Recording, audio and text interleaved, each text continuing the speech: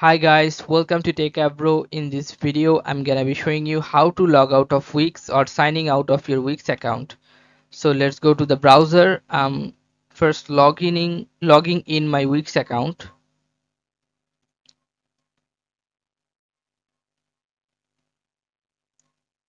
Before login, it will ask you in which Wix account you want to use, which website. I have two websites created.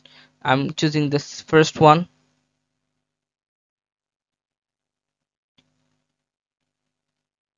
Now here you can see the Wix dashboard. If you want to log out of Wix, you will find here on top right corner this profile icon, and here you can see a drop down menu. Right click on drop down and choose logout. If you click on logout, your Wix account will be logged out. Okay guys, so this is how you can log out of Wix. So guys, if you find this video helpful, then please give a thumbs up and don't forget to subscribe the channel. Thank you so much for watching the video.